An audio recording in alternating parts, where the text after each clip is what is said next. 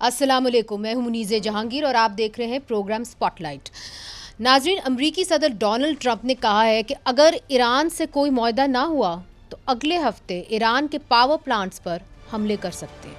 I'll save the energy targets for last, but ultimately we'll hit energy targets, yeah. But we're going to hit them very hard tonight. We're going to hit them very hard tomorrow night. We're going to hit them very hard the night after. And then next week it gets really bad for them because next week comes the power plants. Next week comes the bridges. We're going to knock out all their power plants. We're going to knock out all their bridges unless they get to the table and negotiate. इसके अलावा America ने Iran की बंदरगाहों की नाकाबंदी दोबारा शुरू कर दी है, जबकि ईरानी पासदाराने इंकलाब ने ऐलान किया है कि अबनाए हुर्मुज़ भी अमरीकी हमले ख़त्म होने तक बंद रहेगी।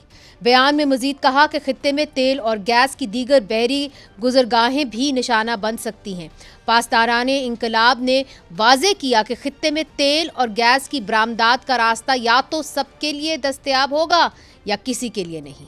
दूसरी तरफ ईरान और अमेरिका के एक दूसरे पर किए गए हमले में शिद्दत आ गई है। ईरानी हुकूमत के मुताबिक जनूबी ईरान पर हालिया अमेरिकी हमलों में 30 से ज़ायद शहरी जो हैं वो हलाक हो चुके हैं, जबकि ईरानी फ़ौज ने अपने बयान में कहा है कि सूबा सिस्तान और बलूचिस्तान में एक फ़ौजी छावनी पर अमरीकी हमले में 7 अहलकार मारे गए हैं।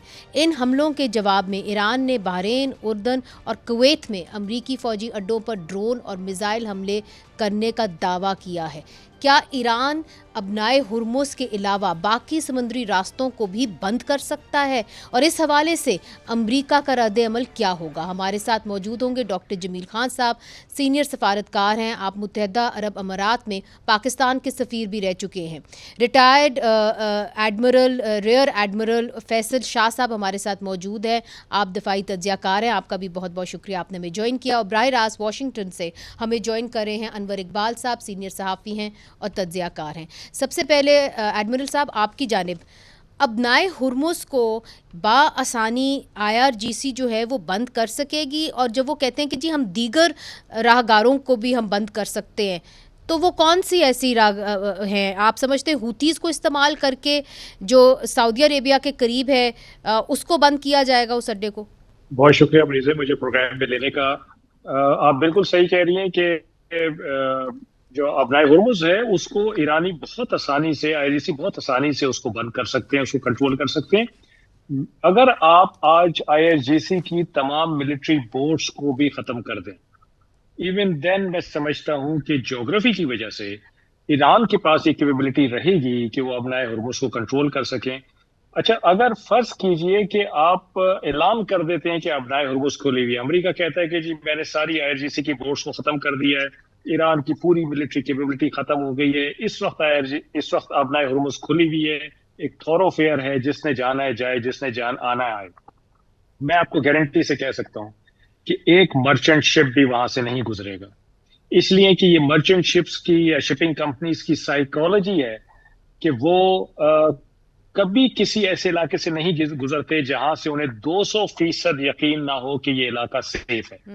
अब मैं ये इसलिए कह रहा हूं कि अबनाए हुर्मुज़ पे जो ईरान की ज्योग्राफी है वो उसको ये एडवांटेज प्रोवाइड करती है कि वो इवन फिशिंग बोट्स के जरिए भी इसको कंट्रोल कर सकते हैं और वहां पे शिप्स को टारगेट कर सकते हैं, और जिसकी वजह से अगर एक भी शिप टारगेट हो जाता है या एक भी शिप के ऊपर या उसके आसपास कोई रॉकेट, कोई गोली, कोई मिसाइल गिर जाता है, तमाम शिपिंग कंपनीज वहां से जाना आना छोड़ देंगी। ओमान के साइड से भी शिप्स जा रही है, उनको भी वो बासानी टारगेट कर सकते हैं।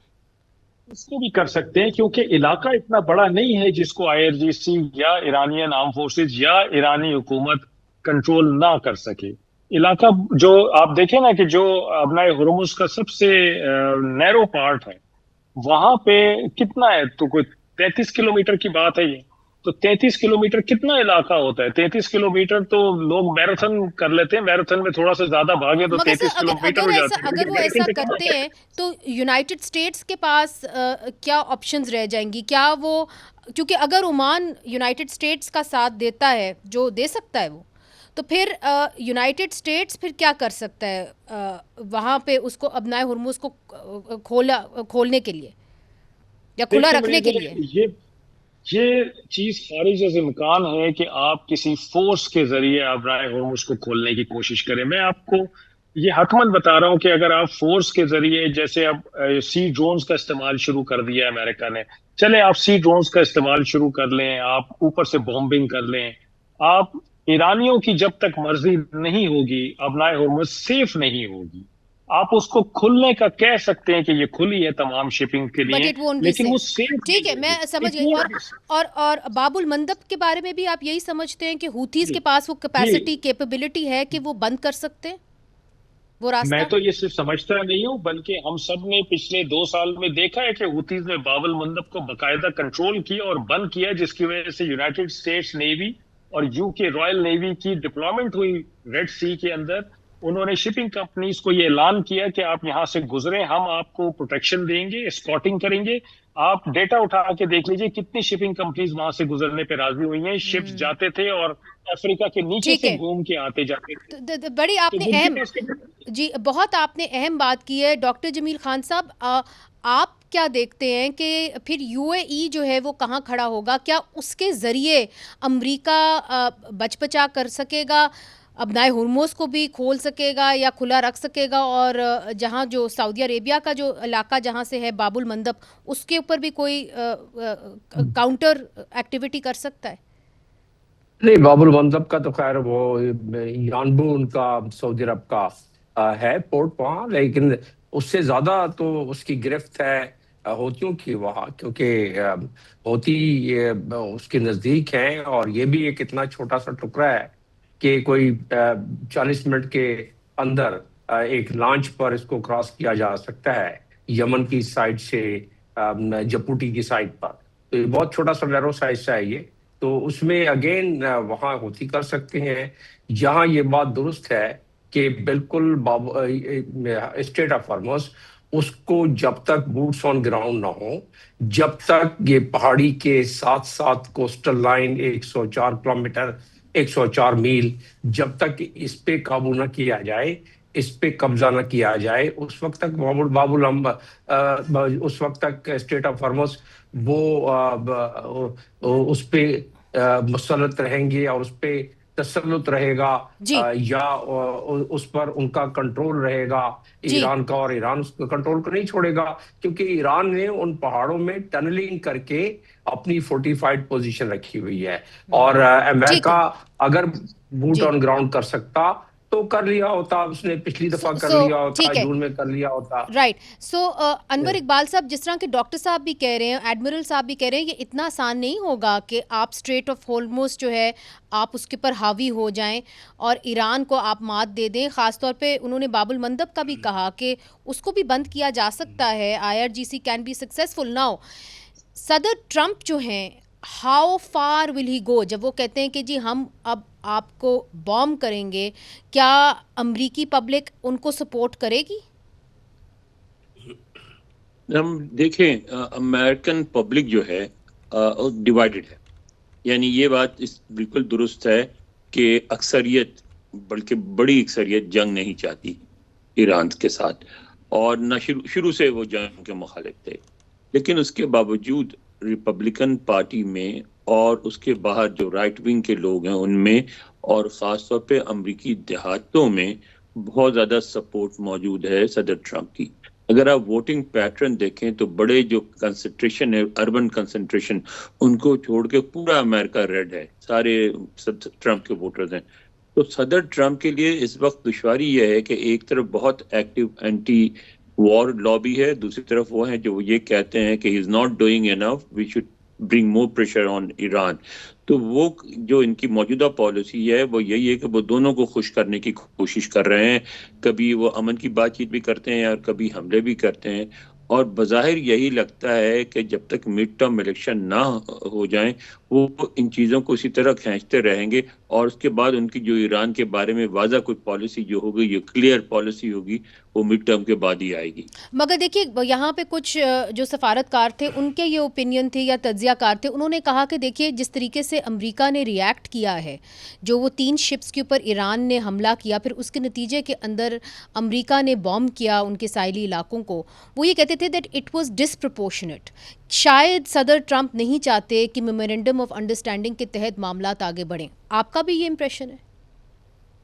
دیکھیں صدر ٹرمپ اگر چاہتے تھے جب بھی انہوں نے سائن کیا اس پہ انڈرسٹینڈنگ کو ایکسیپٹ کیا. مسئلہ یہ کہ جو ریئیکشن آیا وہ بڑا نیگیٹو ہے ریپبلکن پارٹی میں, ان کے اپنے سپورٹرز میں, رائٹ ونگ میں, رائٹ ونگ تھنک ٹینکس میں, رائٹ ونگ میڈیا میں, جن کی پرواہ ہے ان کو. مثلا نیو یارک ٹائمز کیا کہتا ہے, صدر ٹرمپ کو اس کی پرواہ نہیں ہے کیونکہ انہیں پتہ ہے کہ نیو یارک ٹائمز میں ان کی مخالفت ہی کرنی ہے. واشنگٹن پوسٹ کیا کہتا ہے, اس میں تھوڑا سا واشنگٹن پوسٹ کی پالیسیز چینج ہوئی ہے نئی اونرشپ کے اندر, تو اس کو تھوڑی بہت اہمیت دینے لگے ہیں وہ, لیکن اس کی بھی ان کو اتنی پرواہ نہیں ہے. تو ان کو یہ ہے کہ ان کے اپنے حلقوں میں جو ابھی سینیٹر جن کا انتقال ہو گیا, لنسے گراہم اور دوسرے لوگ, وہ بہت زیادہ کرٹیسائز کر رہے ہیں اس سمجھوتے کو, یا جو انڈرسٹینڈنگ ہے اس کو سمجھوتا بھی نہیں ہوا ہے. So that could be a motivation کہ ہم نے سمجھوتا غلط کر لیا, اور اگر اس سمجھوتے کے تحت آگے نہیں بڑھنا تو پھر ٹھیک ہے, اگر لڑائی ہوتی تو ہو جائے.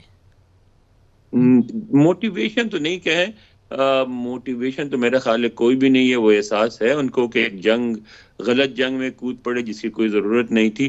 لیکن اس وقت ایران اور امریکہ دونوں کوشش کر رہے ہیں کہ وہ وکٹر بن کے سامنے آئیں. اس سٹینس کو صدر ٹرمپ نہیں چھوڑیں گے, ان کی نیچر نہیں ہے, وہ کسی نہ کسی طرح اپنا پیر اوپر رکھنا چاہیں گے. اچھا ایڈمرل صاحب, اب تھوڑا سا ہمیں آپ اسیس کر کے بتائیے کہ جو دھمکی, حالیہ دھمکی جو صدر ٹرمپ نے دی ہے کہ اگر معاہدہ طے نہیں پاتا اور ایران کے ساتھ کوئی مذاکرات آگے نہیں بڑھتے, تو انہوں نے یہ کہا ہے کہ اگلے ہفتے ہم پاور پلانٹس پر بھی حملے کر سکتے ہیں. How likely is he going to walk the talk? دیکھیں مجھے میں سمجھتا ہوں کہ 3 چیزوں کو ملوز خاطر رکھنا چاہیے اس معاملے میں کہ یہ جنگ طول پکڑے گی یا نہیں, اور کیا جو اس قسم کے امپورٹنٹ اہداف ہیں ان کو امریکہ نشانہ بنائے گا, کیونکہ اس سے ایسکلیشن ہوگی. پہلی چیز یہ ہے مریضے کہ یہ ایران جو ہے وہ امریکہ کی ضرورت ہے اس خطے میں. اگر ایران نہیں ہوتا تو اتنی دہائیوں سے امریکہ کا شاید اس خطے میں وجود بھی نہیں ہوتا. میں اس لیے یہ کہہ رہا ہوں کہ اگر آپ نکال کے دیکھ لیں ہسٹری, تو امریکہ نے اس خطے میں ایران کو ایک تھریٹ بنا کے پیش کیا ہے اس خطے کے ممالک کو, اور ان کو یہ کہا ہے کہ تمہارا اصل دشمن اسرائیل نہیں ایران ہے, اور میں نجات دہندہ ہوں. تو امریکہ کو ایک ایسا ایران چاہیے جو کم از کم تھریٹ ریڈیٹ کر سکے, تھریٹ ریڈیٹ کرنے کے قابل. تو اگر اس کی کمر توڑنی ہے اس نے, تو وہ تو امریکہ توڑ سکتا ہے, پہلے بھی توڑ سکتا تھا. تو پاور پلانٹس کے اوپر حملہ ممکن ہے, آسان ہوگا؟ نہیں, میرا نہیں خیال کہ ممکن تو ہے لیکن کرے گا نہیں امریکہ. مجھے کریں گے نہیں وہ, کیونکہ نہیں کریں گے نہیں. اس کے بعد دیکھیں اس سے ایسکلیشن ہونی ہے, اس ایسکلیشن سے یہ جنگ میں طول پکڑنا ہے. اور دنیا کو بہت تکلیف ہوئی ہے پہلے 40 دنوں میں بھی, دنیا دوبارہ اس تکلیف سے نہیں گزرنا چاہتی. تو دنیا کی بہت زیادہ اس میں ایفرٹس ہیں, پریشرز ہیں ٹرمپ صاحب کو کہ وہ اس کو روکیں اور اس کو آگے نہ بڑھنے دیں, اس کو ایسکلیشن کی طرف نہ لے کے جائیں. میرا خیال ہے کہ یہ اسٹیٹمنٹس ہیں, یہ ریٹورک ہے, پریشر ہے, لیکن میرا نہیں خیال کہ اس کو اس نہج پہ یہ لے کے جائیں گے. اس سے پہلے ہی دونوں پارٹیز کو سمجھ آئے گی کسی کے بھی حق پہ نہیں. مگر پھر یہ سوال یہ اٹھتا ہے کہ پھر میڈیشن کون کرے گا؟ ڈاکٹر جمیل صاحب, آپ تو ڈپلومیٹ ہیں, یہ بتائیے کہ پھر میڈیشن کون کرے گا, اس کو لیڈ کون کرے گا؟ ابھی قطر جو ہے وہ تھوڑا سا پیچھے ہٹ گیا. ہم نے یہ بھی دیکھا کہ پاکستان بھی جو ہے اس کے ہم نے بھی کنڈیم کیا ہے کہ جی جو اٹیک انہوں نے سعودی عربیہ کے اوپر کیا ایران نے. So who is going to lead the mediation then? دیکھیں, diplomacy is the only way forward for both the countries. اس دلدل سے نکلنے کے لیے دونوں کنٹریز ان کو ضرورت ہے ڈپلومیسی کی, اور اس کے لیے میڈیشن کے لیے پاکستان کے علاوہ اس وقت اس سے زیادہ اچھی چوائس ہے بھی نہیں جو وارنگ پارٹیز ہیں, یعنی کہ یو ایس اور ایران کے لیے. اور آپ کو بھی لگتا ہے کہ جس طرح ایڈمرل صاحب کہہ رہے ہیں کہ جی اس سے پہلے کہ اس تک نوبت آئے کہ امریکہ جو ہے وہ پاور پلانٹس کے اوپر ایران کے اندر حملے کریں, اس سے پہلے ہی میڈیشن کامیاب ہو جائے گی؟ آپ کو بھی یہی لگتا ہے؟ نہیں, اس لیے کہ دنیا اس چیز کی متعامل نہیں ہو سکتی کہ اگر ایک تو یہ ہے کہ ایک ہفتہ مزید اس کو طول دیا جا سکے, کیونکہ پہلے جو ڈسرپشن ہوئی ہے سپلائی میں, اسی ڈسرپشن سے جو دنیا میں ایک افراتفری مچی ہے, وہ اب تک اس سے ریکور نہیں کر پائے ہیں، اس میں ان کو سال سے زیادہ لگ جائے گا ریکور کرنے میں. ابھی تو وہ سپلائی چین جو ہے دوبارہ اپنے طور پر دوبارہ ریزیوم بھی نہیں ہوئی ہے. تو دوبارہ اگر یہ بالکل اسٹریٹ آف ہارمز بھی بند رہا، سپلائی چین میں دوبارہ ڈسرپشن آ گئی، تو پھر تو دوبارہ اسی دنیا اسی معاشی مصیبت میں پڑ جائے گی، معاشی جی میں پڑ جائے گی. ٹھیک. اور ظاہر ہے امریکہ میں بھی اس کا اثر، انور صاحب ہیں بتائیں گے کہ امریکہ میں بھی اس کا اثر تو سامنے نظر آ رہا ہوگا. تو جب یہ تمام چیزیں سامنے نظر آ رہی ہوں گی تو کیا یہ قابل برداشت رہے گا ایک طویل عرصے کے لیے؟ پہلی چیز. دوسری چیز یہ ہے کہ امریکنز کا اتنا ایپیٹائٹ ہے کہ امریکن یا ایرانین اس کو بہت، ایرانین تو پھر بھی تھوڑا بہت ایبزارب کر لیں گے، لیکن یہ کہ کیا امریکن ایک طویل جنگ کے مضمرات اور اثرات کو برداشت کر سکتے ہیں؟ یہ بڑا آپ نے اہم سوال کیا ہے، یہ آپ نے بڑا اہم سوال کیا. یہ انور اقبال صاحب سے پوچھ لیتے ہیں کہ انور اقبال صاحب، اگر یہ جنگ اور طول پکڑتی ہے تو وہاں پہ ظاہر ہے انفلیشن بھی ہوگی، پیٹرول پرائسز بھی اوپر جائیں گی، کیا امریکن پبلک اس کو ابزارب کر لے گی؟ اور دوسری بات یہ کہ صدر ٹرمپ جو ہیں وہ اسلام آباد کی طرف دیکھ رہے ہیں کہ جی اسلام آباد اب میڈیشن کرے. از واشنگٹن لوکنگ ٹورڈز اسلام آباد؟ انور اقبال صاحب. واشنگٹن، اسلام آباد جو ہے واشنگٹن کے گڈ بکس میں ہے، پاکستان کو ٹرسٹ کرتا ہے، اور میڈیشن میں اگر پاکستان کوئی ایفرٹ کرے تو اس کو ویلکم بھی کرے گا.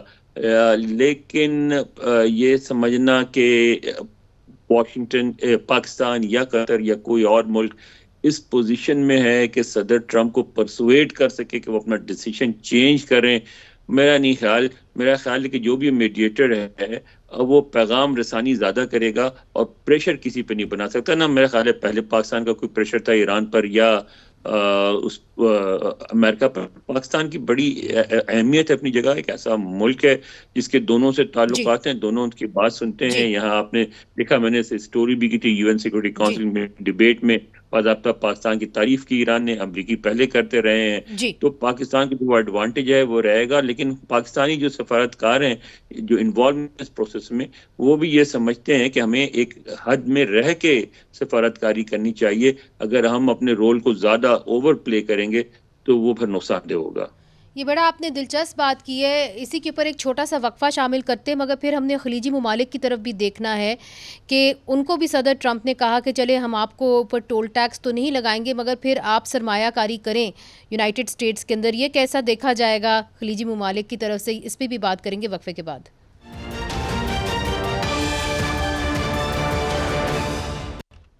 ڈاکٹر جمیل صاحب، صدر ٹرمپ نے یہ اعلان کیا حال ہی میں کہ جی ہم ٹول ٹیکس لگائیں گے ان شپس کے اوپر جو اسٹریٹ آف ہورموز، اپنا ہورموز سے کراس کریں گی. اس کے اندر زیادہ تر ظاہر ہے UAE کی شپس ہوں گی یا باقی خلیجی ممالک جو ہیں ان کی شپس ہوں گی، سعودی عربیہ کی ہوں گی.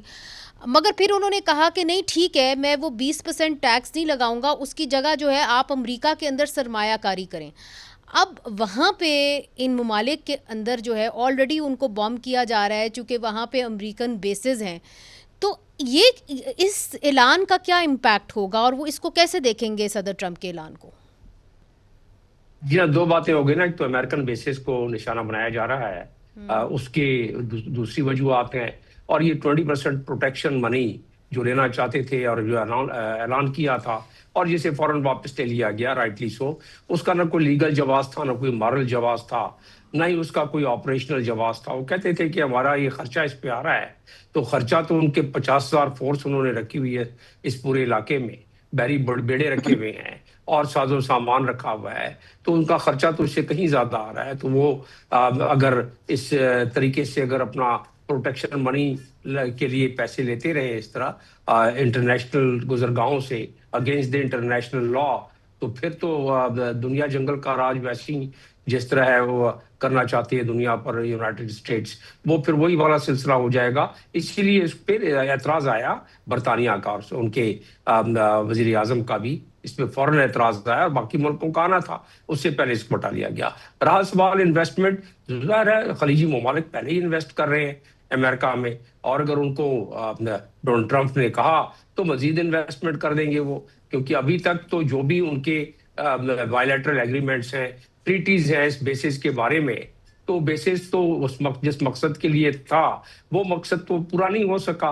ये तो इस हालात ने, इस जंग ने बता दिया, जो जून में भी और अभी दोबारा 28 फरवरी के बाद, तो उसमें बता दिया कि वो प्रोटेक्शन जिसके लिए उनके बजाय प्रोटेक्शन के, तो वो उनके लिए काउंटर प्रोडक्टिव हो गया। जिन पत्तों पे तकिया किया वही पत्ते हवा देने लगे। तो वो अब क्योंकि आपने उन ममालिक के अंदर सर्व किया है, तो अब वो क्या सोचेंगे? क्या वो अमेरिका से किनारा कशी करेंगे? क्या वो कुछ ऑप्शंस, अल्टरनेटिव ऑप्शंस की तरफ देखेंगे वंस दिस इज ओवर?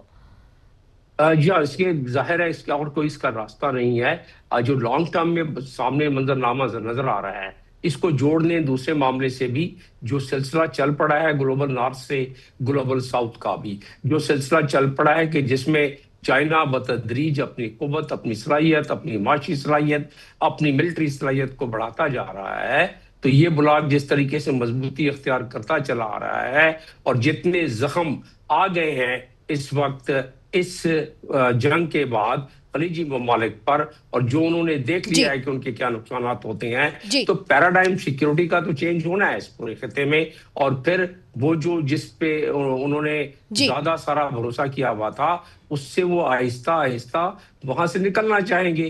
और फिर इस पूरे सिक्योरिटी पैराडाइम में ईरान का भी आगे बहुत आगे जाके ईरान का भी उसमें शामिल होना एक नजर आता है। पूरा इसमें जियोपॉलिटिकल मंजरनामा, अगर आप आज से 10 साल बाद की बात कर रही हैं या 10 साल के अंदर की बात हम कर रहे हैं, तो ये सारे मंजरनामे हमारे सामने आने हैं। उम्मीद ये है कि राइट सर, मैं आपकी जानिब फिर से आऊंगी। अनवर इकबाल साहब से एक बात पूछना चाह रही थी कि ये जो डॉक्टर जमील साहब कह रहे हैं कि जी ये मंजरनामा जो है ये कुछ सालों के बाद ही सामने आएगा और ईरान भी शायद इसका ब्लॉक बन जाए, बट व्हाट अबाउट इजराइल? इस वक्त इजराइल जो है वो थ्रेट तो कर रहा है और कह रहा है कि जी हम भी आपकी तरफ आएंगे, हम भी आप ईरान के ऊपर हमला करेंगे, मगर वेरी अनकैरेक्टरिस्टिकली वो थोड़ा सा पीछे हट के बैठा हुआ है, अभी इस जंग के अंदर घुसा नहीं है। Why is that so? ना, मेरा ख्याल है इसकी कई वजूहत है। सबसे पहले ये कि अमेरिका नहीं चाहता इसराइल इन्वॉल्व हो।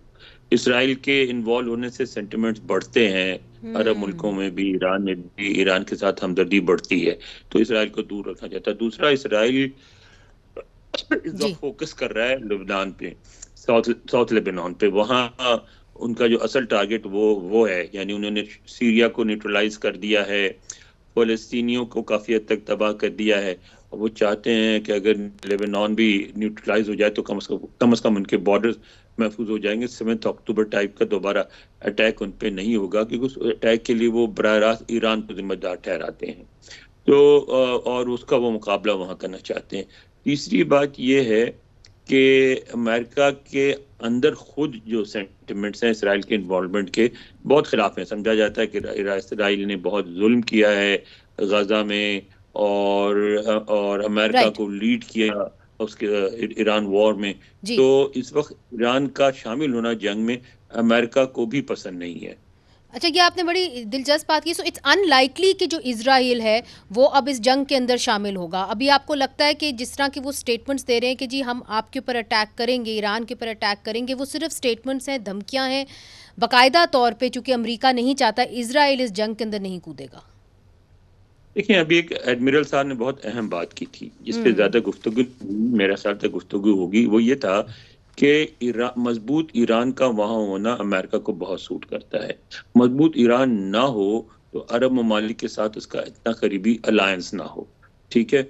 अच्छा, इस सारी सिचुएशन में अब हुआ क्या है, गल्फ कंट्रीज और इवन सऊदी अरब किसी हद तक, लेकिन सऊदी अरब बराह रास्त डील नहीं करता, गल्फ कंट्रीज तो करते हैं। अब वो ये समझते हैं कि ईरान के खिलाफ खित्ते में अगर कोई उनकी मदद कर सकता है तो इसराइल है, और अगर यही सूरत हाल रही, इसराइल जंग में बराह रास्त मुलव्वस ना हो और ये जंग जारी रहे और उनको वो अरबों को सपोर्ट करता रहे, तो इसराइल को ये बहुत ज़्यादा सूट करती है सिचुएशन।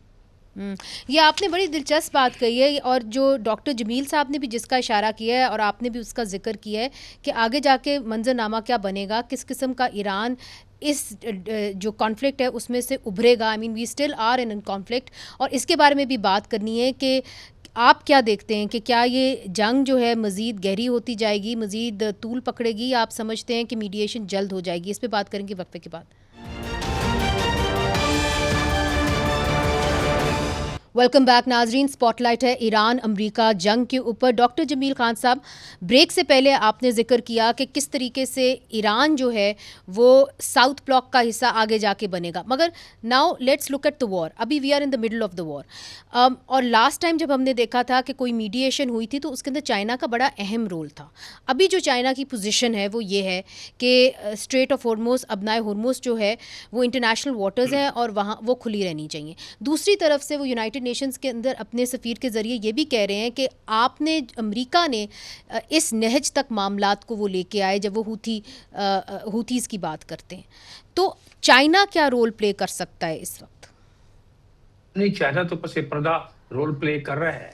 अगर चाइना पसे पर्दा रोल न प्ले कर रहा होता तो ईरान ने जिस तरीके से चुन चुन के अपने मिसाइल दागे हैं, जहां चाहता था और जहां अब चाह रहा है, तो चुन चुन के मिसाइल वहां दाग रहा है। इसके बावजूद कि एयर डिफेंस सिस्टम है, पेट्रियाट है, थॉर्ड है इजराइल के पास भी, इन तमाम ममालिक में जहां बेसेस हैं खलीजी ममालिक में, तो वहां फिर भी निशाने पर ये पहुंच रहा है। तो ये इसमें यकीनन चाइना की मदद उसमें शामिल है। अब रहा सवाल कि उनके परमानेंट रिप्रेजेंटेटिव ने तो बात क्लियर करके रख दी, जो आपने अभी जिसका जिक्र किया उनके सफीर अक़वाम मुत्तहिदा में, तो उन्होंने कह दिया कि जी अब अमेरिका ही है जो कि वायलेंस को इस पूरे खित्ते में बढ़ावा दे रहा है और गजा में उसने अभी तक कंटिन्यू रखा हुआ है, और यही एक टेंशन को कम करने में रुकावट है अमेरिका। ये तो चाइना तो बड़े एक सटल अंदाज में, बहुत मुलायम अंदाज में, डिप्लोमेटिक अंदाज में, और यही वजह है कि चाइना ने international united nation laws of sea को ध्यान में रखते हुए इस चीज का जिक्र किया कि ये इंटरनेशनल वाटर्स जो हैं, international but sir now the mediation is not working ना डॉक्टर साहब। देखिए, पहले तो मीडिएशन हमें नज़र आ रही थी, हमारे अपने रिप्रेजेंटेटिव्स चाइना जा रहे थे, मगर अब देखिए सारे पीछे हट गए हैं ना। आप कतर की बात करें, आप एक तरह पाकिस्तान की भी बात करें, तो हालात इस तक ख़राब हो गए हैं। जिस तरह अनवर इकबाल साहब कह रहे हैं, हम मैसेजिंग कर सकते हैं ना, you can take the horse to the water, you can't make them drink. So that is the question कि how can China play a role now? What I mean, can they even play a role, और या सर से पानी गुजर गया, now they will have to just deal with each other? Mediation में China का डायरेक्ट रोल तो पहले भी नहीं था ना। चाइना से हम कंसल्टेशन कर रहे थे, तो कंसल्टेशन के लिए फिजिकली जाना जरूरी तो नहीं है।